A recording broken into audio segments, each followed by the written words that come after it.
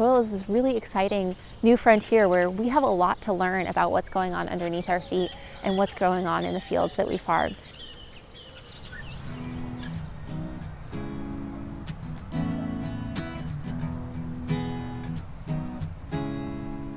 Hi, my name's Tim Smith.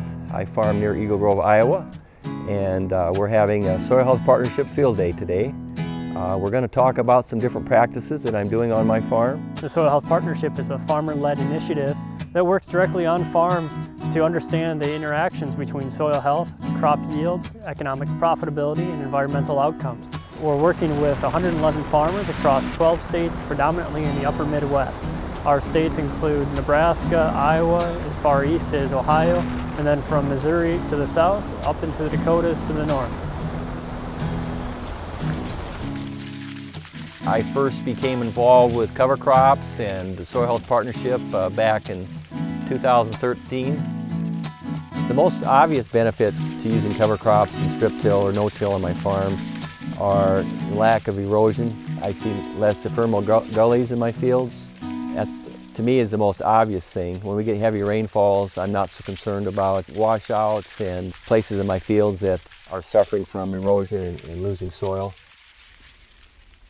Okay, so we're going to talk a little bit about the strip till process, and something that's different about it that most farmers do. It's not full width tillage. It's a narrow strip that I make through the field. It's about an 8-inch wide pass with each knife. The goal of the strip till is to make a pass in the fall or the spring and to plant into that same zone that you're strip tilling with. I know the first time I tried it, I thought, is this all going to work? But boy, when I set that planter ground and start making a few passes back and forth, I was sure glad I was strip tilling because I did a nice job.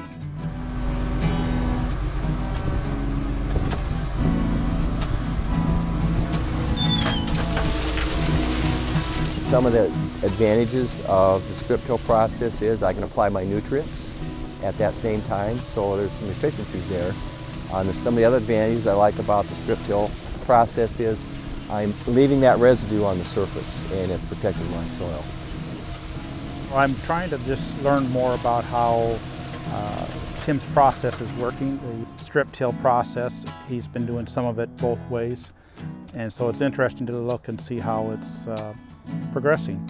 I know he's using cover crops on there too, and that's something that I think we're all going to transition into if we can get the right product to grow in north central Iowa.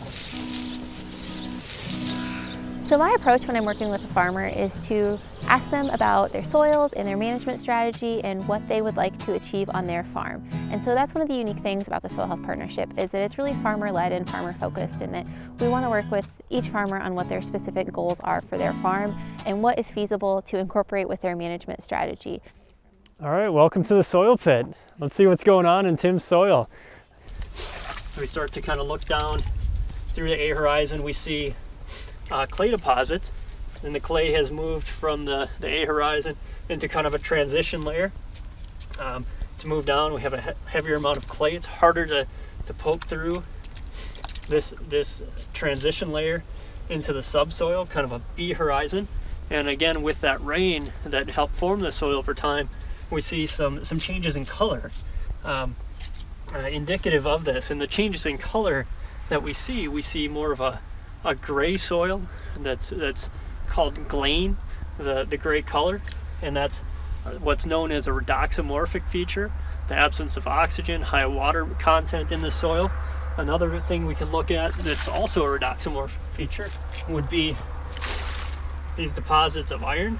We see some red-orange color in that, which is pretty interesting. Another cool couple things that we can look at, we see the root growth. Our biology in the soil is affecting our ability or affecting the soil itself. It's opening the crop root growth. These are corn roots, are opening up pores, probably on the medium to bigger level of the pores, the meso and macro pores. We're seeing those grow through the horizon. I live in the Boone River watershed, and it eventually goes into the Des Moines River, which drains into the Mississippi River. What I do here on my farm does affect people downstream. Until I started doing some of these practices, I didn't realize that I was losing nitrates in my tile lines. One thing about cover crops is it will help sequester nitrates.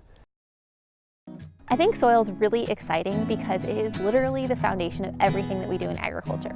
It is the place where our crops are grown, we interact with our environment through the soil, and I think that it's really important to better understand our soil. Agriculture is a changing industry. It's happened for the last 100 years, from horses to tractors to types of tillage we do. I've tried to make some changes for the better as far as protecting my soil. We live in a changing world, and agriculture is not exempt from that.